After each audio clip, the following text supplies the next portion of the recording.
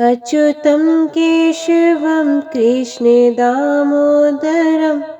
रामनारायणं जानकीवल्लभं रामनारायणं जानकीवल्लभम। जय श्री राम। आज की वीडियो में हम पौष मास महात्म्य का कथा अध्याय 14 आपके सामने प्रस्तुत करने जा रहे हैं। उम्मीद करती हूँ कथा का पूरा फल लेने के लिए आप कथा को शुरू से लेकर अंत तक जरूर श्रवण करेंगे। जय श्री राम। रानी कैकेयी राजा दशरथ से बोली, हे प्राण प्यारे सुनिए, मेरे मन को भाने वाला एक वर तो दीजिए, भरत को राज तिलक, और हे नाथ दूसरा वर भी मैं हाथ जोड़कर मांगती हूँ, मेरा मनोरथ पूरा कीजिए। तपस्वियों के वेश में विशेष उदासीन भाव से राम 14 वर्ष तक वन में निवास करे। कैकेयी के कोमल वचन सुनकर राजा के हृदय में ऐसा शोक हुआ जैसे चंद्रमा की किरणों के स्पर्श से चकवा विकल हो जाता है। राजा सहम गए, उनसे कुछ कहते न बना, मानो बाज वन में बटेर पर झपटा हो। राजा का रंग बिल्कुल उड़ गया, मानो ताड़ के पेड़ को बिजली ने मारा हो। माथे पर हाथ रखकर दोनों नेत्र बंद करके राजा ऐसे सोच करने लगे मानो साक्षात सोच ही शरीर धारण कर सोच कर रहा हो। वे सोचते हैं, हाय मेरा मनोरथ रूपी कल्प वृक्ष फूल चुका था, परंतु पलते समय कैकेयी ने हथिनी की तरह उसे जड़ समेत उखाड़कर नष्ट कर डाला। कैकेयी ने अयोध्या को उजाड़ कर दिया और विपत्ति की सुदृढ़ नींव डाल दी। किस अवसर पर क्या हो गया? स्त्री का विश्वास करके मैं वैसे ही मारा गया जैसे योग की सिद्ध रूपी फल मिलने के समय योगी को अविद्या नष्ट कर देती है। इस प्रकार राजा मन ही मन झींक रहे हैं। राजा का ऐसा बुरा हाल देखकर दुर्बुद्धि कैकेयी मन में बुरी तरह से क्रोधित हुई और बोली, क्या भरत आपके पुत्र नहीं है? क्या मुझे आप दाम देकर खरीद कर लाए हैं? क्या मैं आपकी विवाहिता पत्नी नहीं हूँ? जो मेरा वचन सुनते ही आपको बाण सा लगा तो आप सोच समझकर बात क्यों नहीं कहते? उत्तर दीजिए, हाँ कीजिए, नहीं तो ना कर दीजिए। आप रघुवंश में सत्य प्रतिज्ञा वाले प्रसिद्ध हैं। आपने ही वर देने को कहा था, अब भले ही न दीजिए, सत्य को छोड़ दीजिए और जगत में अपयश लीजिए। सत्य की बड़ी सराहना करके वर देने को कहा था, समझा था कि ये चबेना ही मांग लेगी। राजा शिबी, दधीचि और बलि ने जो कुछ कहा, शरीर और धन त्याग कर भी उन्होंने अपने वचन की प्रतिज्ञा को निभाया। कैकेयी बहुत ही कड़वे वचन कह रही है, मानो जले पर नमक छिड़क रही हो। धर्म की धुरी को धारण करने वाले राजा दशरथ ने धीरज धरकर नेत्र खोले और सर धुनकर तथा लंबी सांस लेकर इस प्रकार कहा कि इसने मुझे कुठेर मारा, ऐसी कठिन परिस्थिति उत्पन्न कर दी जिससे बच निकलना कठिन हो गया। प्रचंड क्रोध से जलती हुई कैकेयी सामने इस प्रकार दिखाई पड़ी मानो क्रोध रूपी तलवार नंगी म्यान से बाहर खड़ी हो। कुबुद्धि उस तलवार की मूठ है, निष्ठुरता धार है और वे कुबरी मंथरा रूपी सान पर धरकर तेज की हुई है। राजा ने देखा ये तलवार बड़ी ही भयानक और कठोर है और सोचा, क्या सत्य ही ये मेरा जीवन लेगी? राजा अपनी छाती कड़ी करके बहुत ही नम्रता के साथ उसने कैकेयी को प्रिय लगने वाली वाणी बोली, हे प्रिय, हे भीरु, विश्वास और प्रेम को नष्ट करके ऐसे बुरी तरह के वचन कैसे कह रही हो? मेरे तो भरत और रामचंद्र दो आंखें अर्थात एक से हैं। ये मैं शंकर जी को साक्षी मानकर कहता हूँ। मैं अवश्य सवेरे ही दूत भेजूंगा। दोनों भाई भरत शत्रुघ्न सुनते ही तुरंत आ जाएंगे। अच्छा दिन शुभ मुहूर्त शुद्धवाकर सब तैयारी करके डंका बजाकर मैं भरत को राज्य दे दूंगा। राम को राज्य का लोभ नहीं है और भरत पर उनका बड़ा ही प्रेम है। मैं ही अपने मन में बड़े छोटे का विचार करके राजनीति का पालन कर रहा था। बड़े को राज तिलक देने जा रहा था। राम की 100 बार सौगंध खाकर मैं स्वभाव से ही कहता हूँ कि राम की माता कौशल्या ने इस विषय में मुझसे कभी कुछ नहीं कहा। अवश्य ही मैंने तुमसे बिना पूछे ये सब किया, इसी से मेरा मनोरथ खाली गया। अब क्रोध छोड़ दो और मंगल साथ सज। कुछ ही दिनों बाद भरत युवराज हो जाएंगे। एक ही बात का मुझे दुख लगा कि तूने दूसरा वरदान बड़ी अड़चन का मांगा। उसकी आंच से अब भी मेरा हृदय जल रहा है। ये दिल लगी में, क्रोध में अथवा सचमुच ही वास्तव में सच्चा है। क्रोध को त्याग कर राम का अपराध तो बता। सब कोई तो कहते हैं कि राम बड़े ही साधु हैं। तू स्वयं भी राम की सराहना करती और उन पर स्नेह किया करती थी। अब ये सुनकर मुझे संदेह हो गया कि तुम्हारी प्रशंसा और स्नेह कहीं झूठे तो नहीं थे। जिसका स्वभाव शत्रु को भी अनुकूल है, वे माता के प्रतिकूल आचरण क्यों करेगा। हे प्रिय, हंसी और क्रोध छोड़ दो और विवेक उचित अनुचित विचार कर वर मांग, जिसे अब मैं नेत्र भरकर भरत का राज्याभिषेक देख सकूं। मछली चाहे बिना पानी के जीती रहे और सांप भी चाहे बिना मणि के दीन दुखी होकर जीता रहे, परंतु मैं स्वभाव से ही कहता हूँ, मन में जरा भी छल रखकर नहीं कि मेरा जीवन राम के बिना नहीं है। हे चतुरप्रिय, जी में समझ दे, मेरा जीवन श्री राम के दर्शन के अधीन है। राजा के कोमल वचन सुनकर दुर्बुद्धि कैकेयी अत्यंत जल रही है, मानो अग्नि में घी की आहुतियां पड़ रही हैं। कैकेयी कहती है, आप करोड़ों उपाय क्यों ना करें, यहाँ आपकी माया, यहाँ आपकी चालबाजी नहीं चलेगी।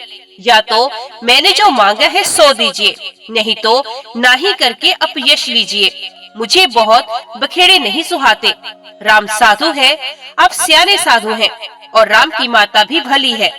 मैंने सबको पहचान लिया। कौशल्या ने मेरे जैसा भला चाहा था। मैं भी साका करके याद रखने योग्य उन्हें वैसा ही फल दूंगी। सवेरा होते ही मुनि का वेश धारण कर यदि राम वन को नहीं जाते तो हे राजन, मन में निश्चय समझ लीजिए कि मेरा मरना होगा और आपका अपयश। ऐसा कहकर कुटिल कैकेयी उठ खड़ी हुई, मानो क्रोध की नदी उमड़ी हो। वे नदी पाप रूपी पहाड़ से प्रकट हुई है और क्रोध रूपी जल से भरी है। ऐसी भयानक है कि देखी नहीं जाती। दोनों वरदान उस नदी के दो किनारे हैं। कैकेयी का कठिन हठ ही उसकी तीव्र धारा है। कुबरी मंथरा के वचनों की प्रेरणा ही भंवर है। वे क्रोध रूपी नदी राजा दशरथ रूपी वृक्ष को जड़ मूल से ढाती हुई विपत्ति रूपी समुद्र की ओर सीधी चली है। राजा ने समझ लिया कि बात सचमुच वास्तव में सच्ची है। स्त्री के बहाने मेरी मृत्यु ही सर पर नाच रही है। तदंतर राजा ने कैकेयी के चरण पकड़कर उसे बिठाकर विनती की कि तू सूर्य कुल रूपी वृक्ष के लिए कुल्हाड़ी मत बन। तू मेरा मस्तक मांग ले, मैं तुझे अभी दे दूं, पर राम के विरह में मुझे मत मार। जिस किसी प्रकार से हो तू राम को रख ले, नहीं तो जन्म भर तेरी छाती जलेगी।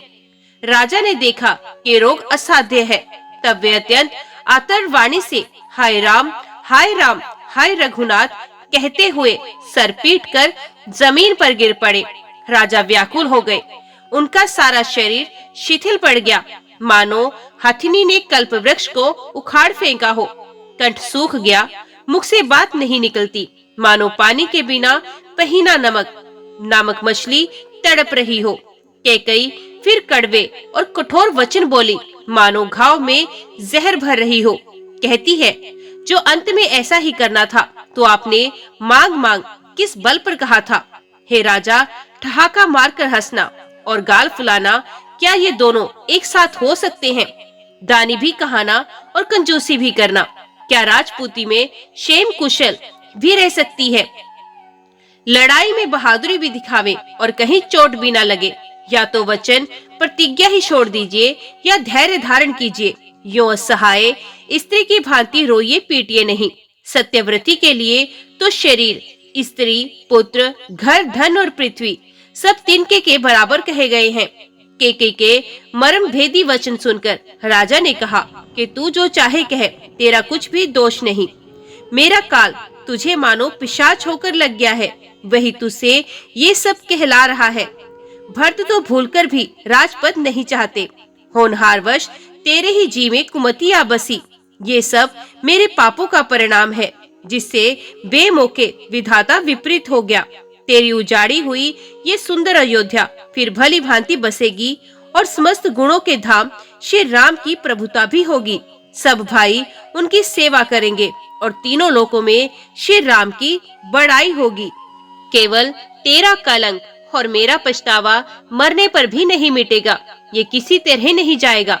अब तुझे जो अच्छा लगे वही कर, मुंह छिपाकर मेरी आंखों की ओट जा बैठ, अर्थात मेरे सामने से हट जा, मुझे मुंह ना दिखा। मैं हाथ जोड़कर कहता हूँ कि जब तक मैं जीता रहूं तब तक फिर कुछ ना कहना, अर्थात मुझसे ना बोलना। अरे भागिनी, फिर तू अंत में पछताएगी, जो तू तांत के लिए गाय को मार रही है।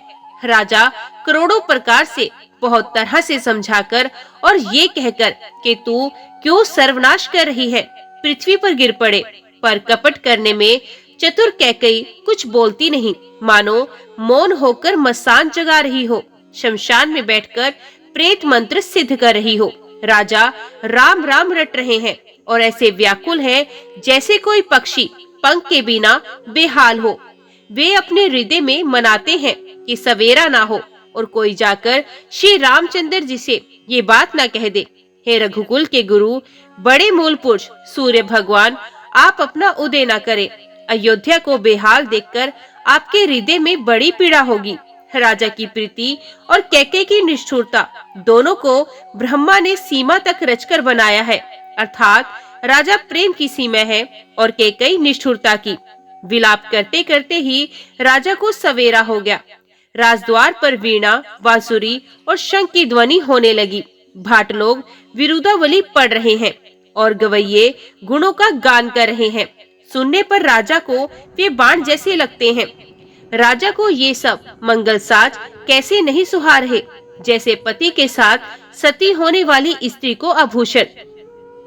श्री रामचंद्र जी के दर्शन की लालसा और उत्साह के कारण उस रात्रि में किसी को भी नींद नहीं आई। राजद्वार पर मंत्रियों और सेवकों की भीड़ लगी है।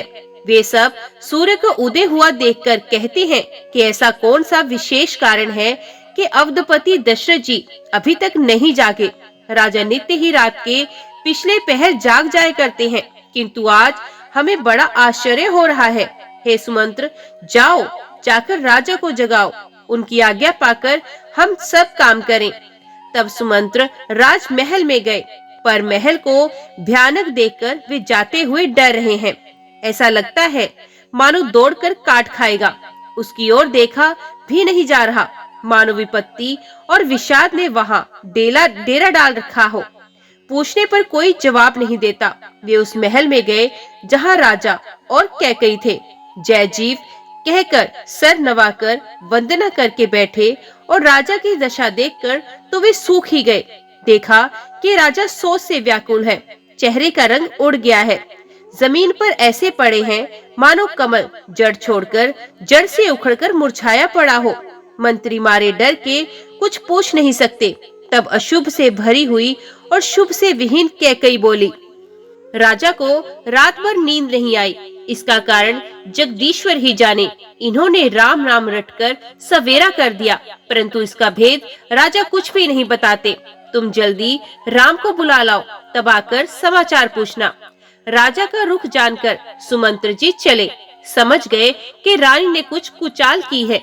सुमंत्र सोच से व्याकुल है, रास्ते पर पैर नहीं पड़ता, आगे बढ़ा नहीं जाता।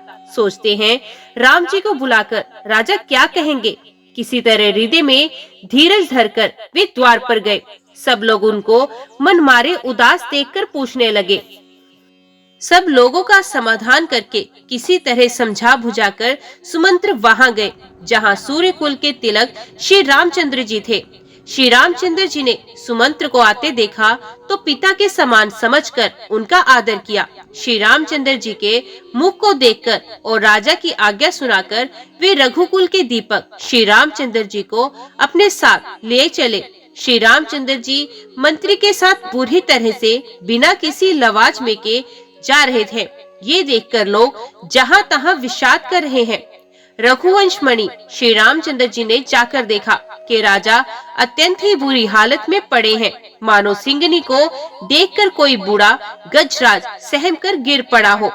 राजा के होंठ सूख रहे हैं और सारा शरीर जल रहा है, मानो मणि के बिना सांप दुखी हो रहा हो।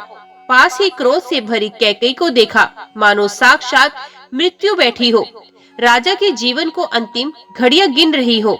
श्री रामचंद्र जी का स्वभाव कोमल और करुणामयी है। उन्होंने अपने जीवन में पहली बार ये दुख देखा। इससे पहले कभी उन्होंने दुख सुना भी नहीं था। तो भी समय का विचार करके हृदय में धीरज धरकर उन्होंने मीठे वचनों से माता कैकेयी से पूछा, हे माता, मुझे पिताजी के दुख का कारण कहो, ताकि जिससे उसका निवारण हो, दुख दूर हो, वे यत्न किया जाए। कैकेयी ने कहा, हे राम, सुनो, सारा कारण यही है कि राजा का तुम पर बहुत स्नेह है। इन्होंने मुझे 2 वरदान देने को कहा था। मुझे जो कुछ अच्छा लगा वो मैंने मांग लिया। उसे सुनकर राजा के हृदय में सोच हो गया, क्योंकि ये तुम्हारा संकोच नहीं छोड़ सकते। इधर तो पुत्र का स्नेह है और उधर वचन प्रतिज्ञा। राजा इसी धर्म संकट में पड़ गए हैं। यदि तुम कर सकते हो तो राजा की आज्ञा शिरोधार्य करो और इनके कठिन कलेश को मिटा दो। कैकेयी बेधड़क बैठी ऐसी कड़वी वाणी कह रही है, जिसे सुनकर स्वयं कठोरता भी अत्यंत व्याकुल हो उठी। जीभ धनुष है, वचन बहुत से तीर हैं और मानो राजा ही कोमल निशाने के समान है। इस सारे साज समान के साथ मानो स्वयं कठोरपन श्रेष्ठ वीर का शरीर धारण करके धनुष विद्या सीख रहा है। श्री रघुनाथ जी को सब हाल सुनाकर वे ऐसे बैठी हैं, मानो निष्ठुरता ही शरीर धारण किए हुए हों। सूर्य कुल के सूर्य स्वाभाविक ही आनंद निधान श्री रामचंद्र जी मन में मुस्कुराकर सब दूसरों से रहित ऐसे कोमल और सुंदर वचन बोले, जो मानो वाणी के भूषण ही थे। हे माता, सुनो, वही पुत्र बड़भागी है जो पिता माता के वचनों का अनुरागी पालन करने वाला हो। आज्ञा पालन के द्वारा माता पिता को संतुष्ट करने वाला पुत्र, हे जननी, सारे संसार में दुर्लभ है। वन में विशेष रूप से मुनियों का मिलाप होगा, जिसमें मेरा सभी प्रकार से कल्याण है। उसमें भी फिर पिताजी की आज्ञा और हे जननी तुम्हारी सम्मति है और प्राण प्रिय भरत राज्य पावेंगे। इन सभी बातों को देखकर ये प्रतीत होता है कि आज विधाता सब प्रकार से मुझे सम्मुख मेरे अनुकूल है।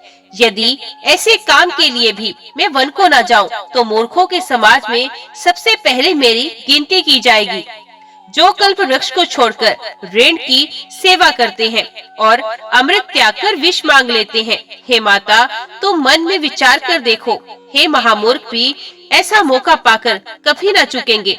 हे माता, मुझे एक ही दुख विशेष रूप से हो रहा है। वे महाराज को अत्यंत व्याकुल देखकर इस थोड़ी सी बात के लिए ही पिताजी को इतना भारी दुख हो। हे माता, मुझे इस बात पर विश्वास नहीं होता, क्योंकि महाराज तो बड़े ही धीर और गुणों के अथाह समुद्र हैं। अवश्य ही मुझसे कोई बड़ा अपराध हो गया है, जिसके कारण महाराज मुझसे कुछ नहीं कहते। तुम्हें मेरी सौगंध है माता, तुम सच सच कहो। रघुकुल में श्रेष्ठ श्री रामचंद्र जी के स्वभाव से ही सीधे वचनों को दुर्बुद्धि कैकेयी ने टेढ़ा ही करके जान लिया। जैसे यद्यपि जल समान ही होता है, परंतु जोग उसमें टेढ़ी चाल से ही चलती है। रानी कैकेयी श्री रामचंद्र जी का रुख पाकर हर्षित हो गई और कपटपूर्ण स्नेह दिखाकर बोली, तुम्हारी शब्द और भरत की सौगंध है, मुझे राजा के दुख का दूसरा कुछ भी कारण विदित नहीं। हे तात, तुम अपराध के योग्य नहीं हो। तुमसे माता पिता का अपराध बन पड़े, ये संभव नहीं। तुम तो माता पिता और भाइयों को सुख देने वाले हो। हे राम, तुम जो कुछ कह रहे हो सब सत्य है। तुम माता पिता के वचनों के पालन में तत्पर हो। मैं तुम्हारी बलिहारी चाहती हूँ। तुम पिता को समझाकर वही बात कहो, जिससे बुढ़ापे में इनका अपयश ना हो। जिस पुण्य ने इनको तुम जैसे पुत्र दिए हैं, उसका निरादर करना उचित नहीं। कैकेयी के बुरे मुख में ये शुभ वचन कैसे लगते हैं, जैसे मगध देश में गया आदित्य तीर्थ श्री रामचंद्र जी को माता कैकेयी के सब वचन ऐसे अच्छे लगे, जैसे गंगा जी में जाकर अच्छे बुरे सभी प्रकार के जल शुभ सुंदर हो जाते हैं। इतने में राजा की मूर्छा दूर हुई। उन्होंने राम का स्मरण किया। राम राम कहकर फिर कर करवट ली। मंत्री ने श्री रामचंद्र जी का आना कहकर समय अनुकूल विनती की।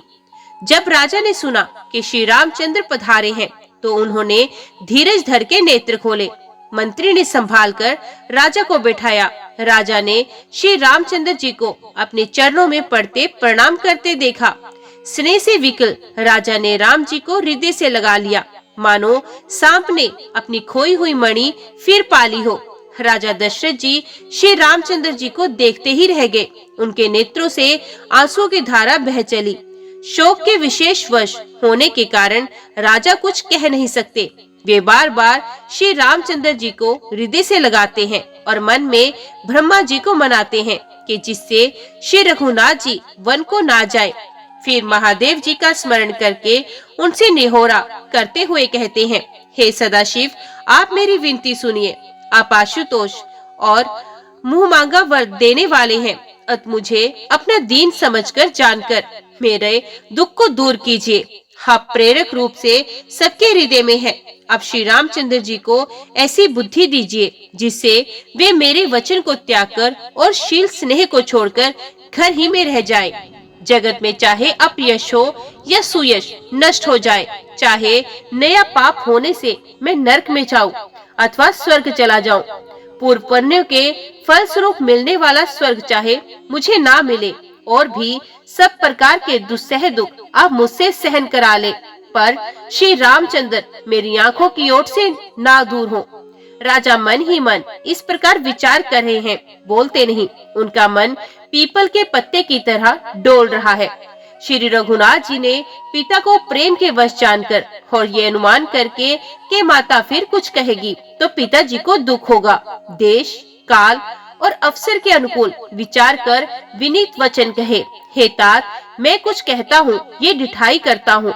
इस अनौचित्य को मेरी बाल्यावस्था समझकर क्षमा कीजिएगा। इस अत्यंत तुच्छ बात के लिए अपने इतने दुख पाया, मुझे किसी ने पहले कहकर ये बात नहीं जनाई। स्वामी, आपको इस दशा में देखकर मैंने माता से पूछा। उनसे सारा प्रसंग सुनकर मेरे सब अंग शीतल हो गए। मुझे बड़ी प्रसन्नता हुई। हे पिताजी, इस मंगल के समय स्नेहवश होकर सोच करना छोड़ दीजिए और हृदय में प्रसन्न होकर मुझे आज्ञा दीजिए। ये कहते हुए प्रभु श्री रामचंद्र जी सर्वांग पुलकित हो गए।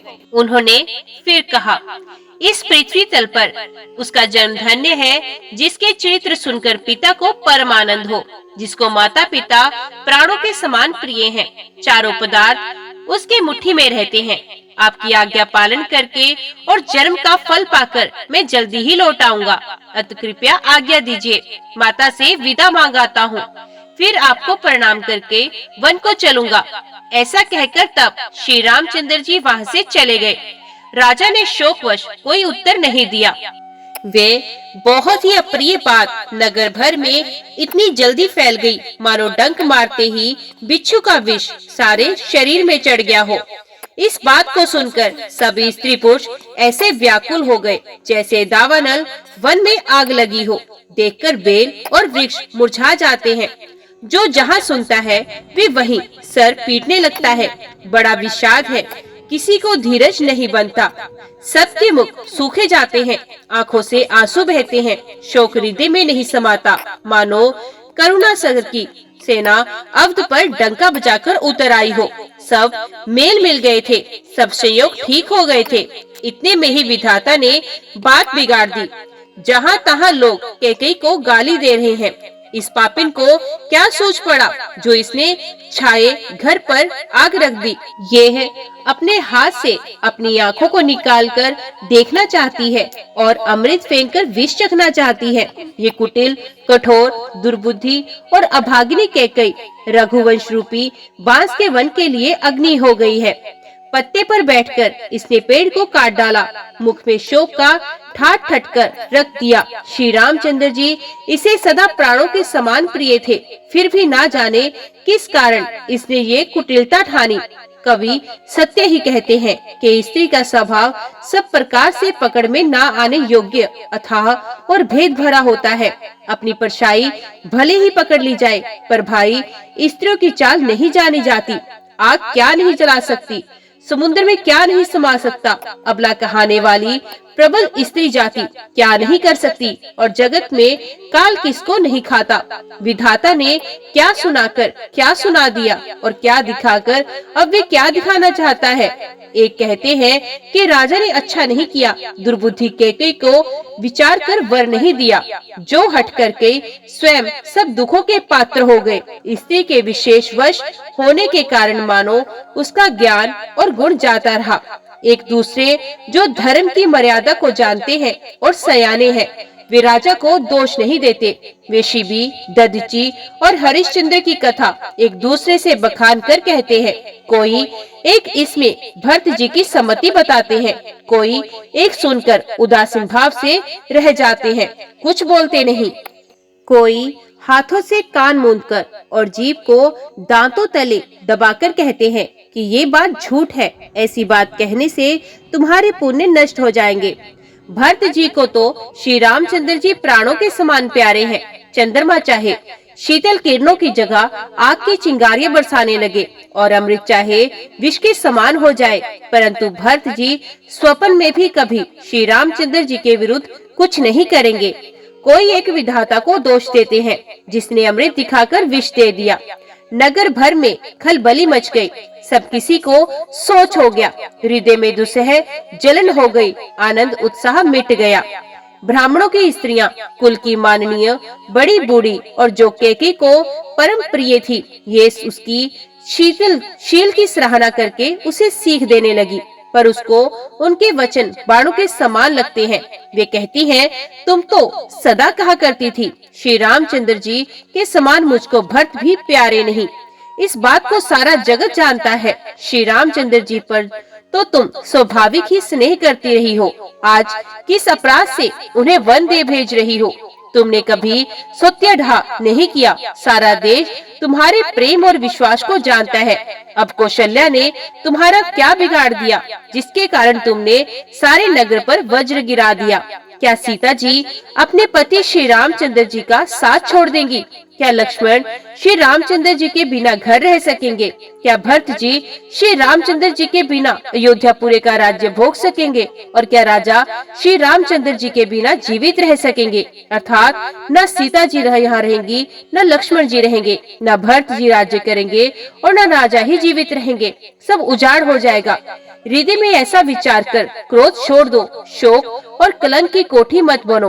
भरत को अवश्य युवराज पद दो, पर श्री रामचंद्र जी का वन में क्या काम है?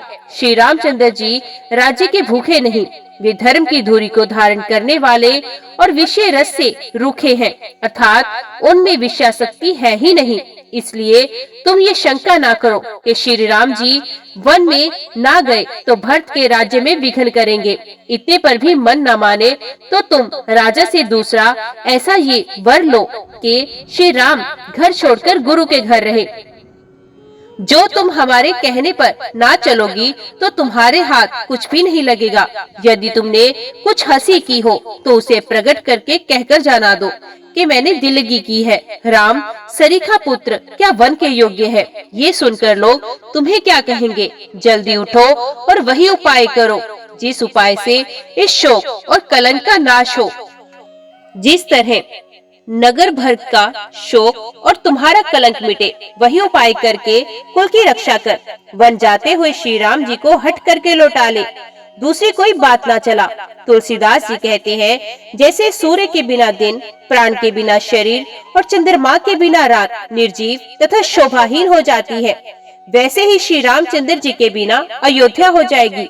हे भामिनी, तू अपने हृदय में इस बात को समझ विचार कर देख तो सही।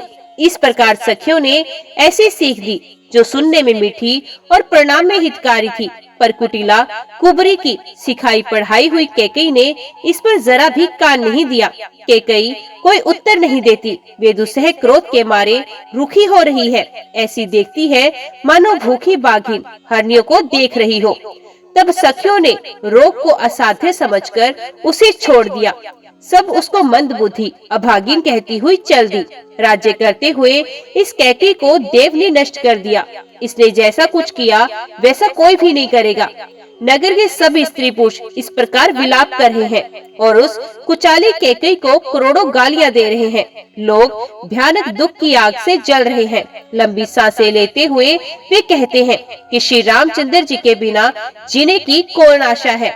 महान वियोग की आशंका से प्रजा ऐसी व्याकुल हो गई है मानो पानी सूखने के समय जलचर जीवों का समुदाय व्याकुल हो। सभी पुरुष और स्त्रियां अत्यंत विषाद के वश हो रहे हैं। स्वामी श्री रामचंद्र जी माता कौशल्या के पास गए।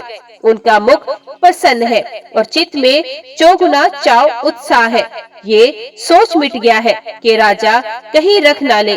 श्री राम जी को राज तिलक की बात सुनकर विषाद हुआ था कि सब भाइयों को छोड़कर बड़े भाई मुझको ही राज तिलक क्यों होता है।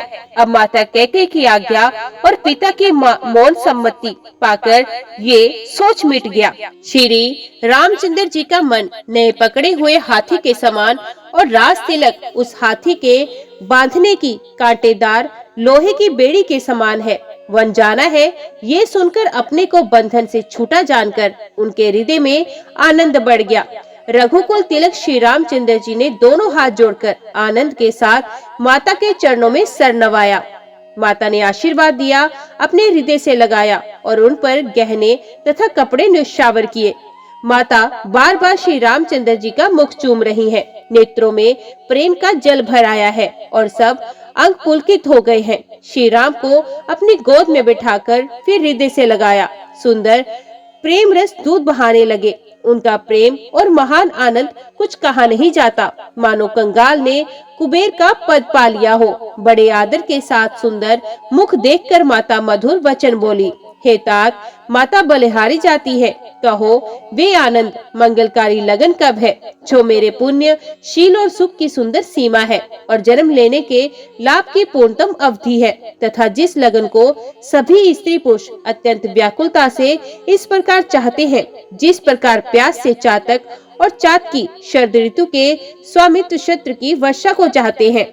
हे तात, मैं बलियां लेती हूँ, तुम जल्दी नहा लो और जो मन भावे कुछ मिठाई खा लो। भैया तब पिता के पास जाना, बहुत देर हो गई है, माता बलिहारी जाती है। माता के अत्यंत अनुकूल वचन सुनकर जो मानो स्नेह रूपी कल्प वृक्ष के फूल थे, जो सुख रूपी पुष्प रस से भरे थे और श्री राजलक्ष्मी के मूल थे, ऐसे वचन रूपी फूलों को देखकर श्री रामचंद्र जी का मन रूपी भौरा उन पर नहीं भूला। धर्म धुरीण श्री रामचंद्र जी ने धर्म की गति को जानकर माता से अत्यंत कोमल वाणी से कहा, हे माता, पिताजी ने मुझको वन का राज्य दिया है जहाँ सब प्रकार से मेरा बड़ा काम बनने वाला है। हे माता, तू प्रसन्न मन से मुझे आज्ञा दे जिससे मेरी वन यात्रा में आनंद मंगल हो। मेरे स्नेहवश भूलकर भी डरना नहीं। हे माता, तेरी कृपा से आनंद ही होगा। 14 वर्ष वन में रहकर पिताजी के वचनों को प्रमाणित कर फिर लौटकर तेरे चरणों का दर्शन करूंगा। तू मन को दुखी ना कर। रघुकुल में श्रेष्ठ श्री राम जी के ये बहुत ही नम्र और मीठे वचन माता के हृदय में बाण के समान लगे और कसकने लगे। उस शीतल वाणी को सुनकर कौशल्या वैसे ही सहमकर सूख गई जैसे बरसात का पानी पड़ने से ज्वासा सूख जाता है।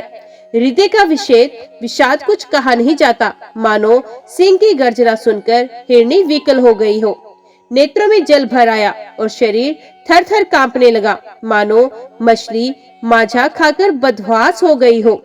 धीरज धरकर पुत्र का मुख देखकर माता गदगद वचन कहने लगी, हे तात, तुम तो पिता को प्राणों के समान प्रिय हो।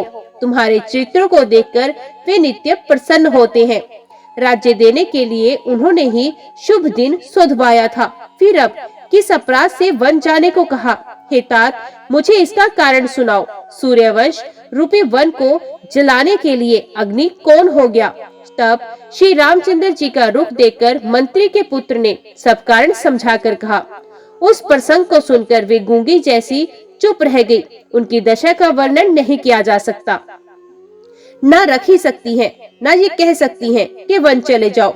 दोनों ही प्रकार से हृदय में बड़ा भारी संताप हो रहा है। मन में सोचती है कि देखो, विधाता की चाल सदा सबके लिए टेढ़ी होती है।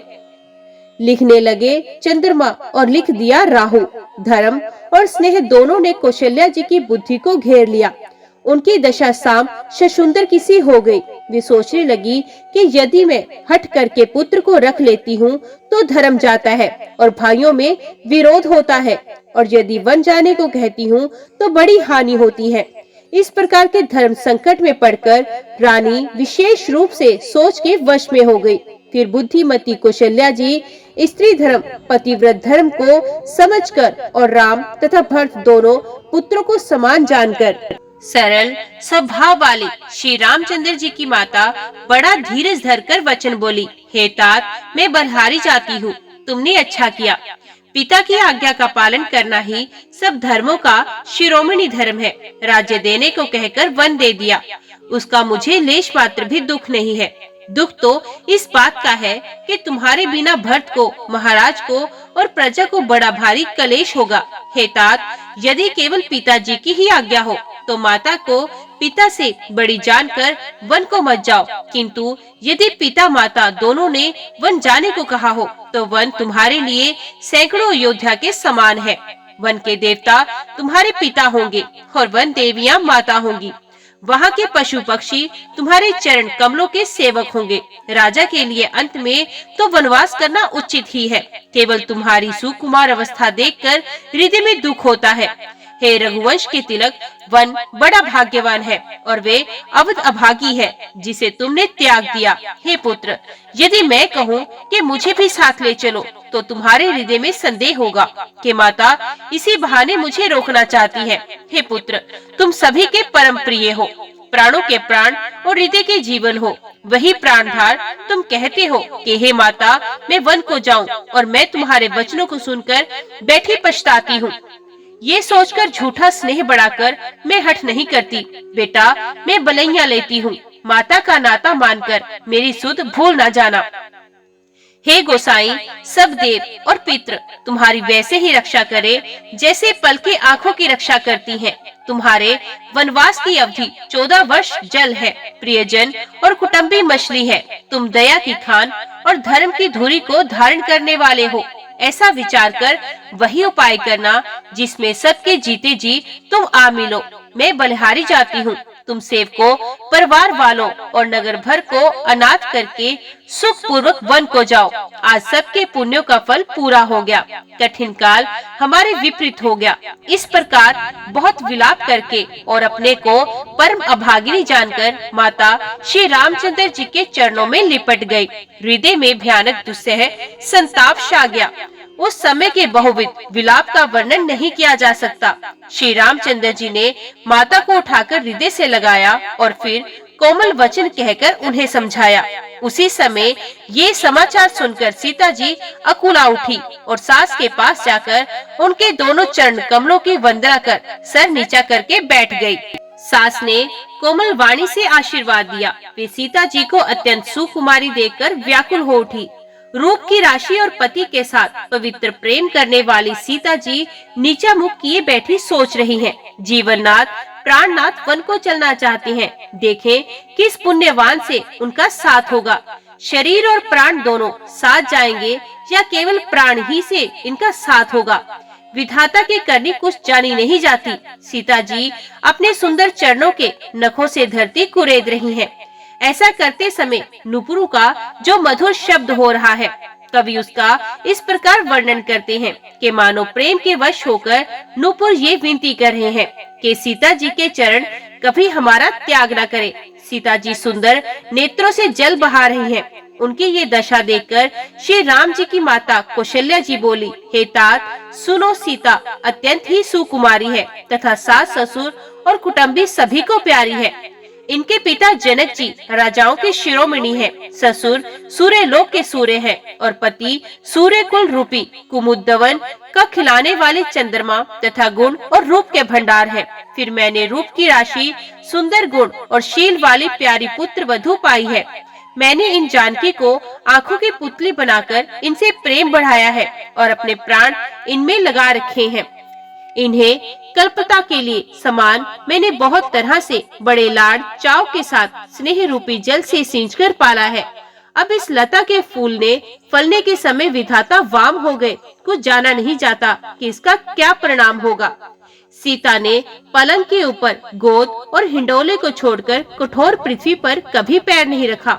मैं सदा संजीवनी जड़ी के समान सावधानी से इनकी रखवाली करती रही हूँ, कभी दीपक की बत्ती हटाने को भी नहीं कहती। वही सीता अब तुम्हारे साथ वन चलना चाहती है। हे रघुनाथ, उसे क्या आज्ञा होती है? चंद्रमा की किरणों का रस चाहने वाली चकोरी सूर्य की ओर आंख किस तरह मिला सकती है? हाथी, सिंह, राक्षस आदि अनेक दुष्ट जीव जंतु वन में विचरते रहते हैं। हे पुत्र, क्या विष की वाटिका में सुंदर संजीवनी बूटी शोभा पा सकती है? वन के लिए तो ब्रह्मा जी ने विषय सुख को ना जानने वाली कोल और भीलों की लड़कियों को रचा है, जिनका पत्थर के कीड़े जैसा कठोर स्वभाव है। उन्हें वन में कभी कलेश नहीं होता, अथवा तपस्वियों की स्त्रियां वन में रहने योग्य है, उन जिन्होंने तपस्या के लिए सब भोग तज दिए हैं। हे पुत्र, जो तस्वीर के बंदर को देखकर डर जाती है, वे सीता वन में किस तरह रह सकेगी? देव सरोवर कमल वन में विचरण करने वाली हंसनी क्या तलैयों में रहने योग्य है? ऐसा विचार कर जैसी तुम्हारी आज्ञा हो, मैं जानकी को वैसी ही शिक्षा दूं। माता कहती है, यदि सीता घर में रहे तो मुझको बहुत सहारा हो जाए। श्री रामचंद्र जी ने माता की प्रिय वाणी सुनकर, जो मानो शील और स्नेह रूपी अमृत से सनी हुई थी, विवेक में प्रिय वचन कहकर माता को संतुष्ट किया। फिर वन के गुण दोष प्रकट करके वे जानकी जी को समझाने लगे। जय श्री राम। आज की वीडियो में इतना ही। उम्मीद करती हूँ वीडियो आपको पसंद आई होगी। वीडियो पसंद आई हो तो वीडियो को लाइक और चैनल को सब्सक्राइब जरूर कीजिएगा। जय श्री राम लिखकर कमेंट बॉक्स में अपनी हाजिरी और अपने सुझाव देना ना भूलिएगा। तो मिलते हैं अगली कथा अगले अध्याय के साथ। तब तक के लिए देखते व सुनते रहिए। जय मां कंजक, जय माता दी।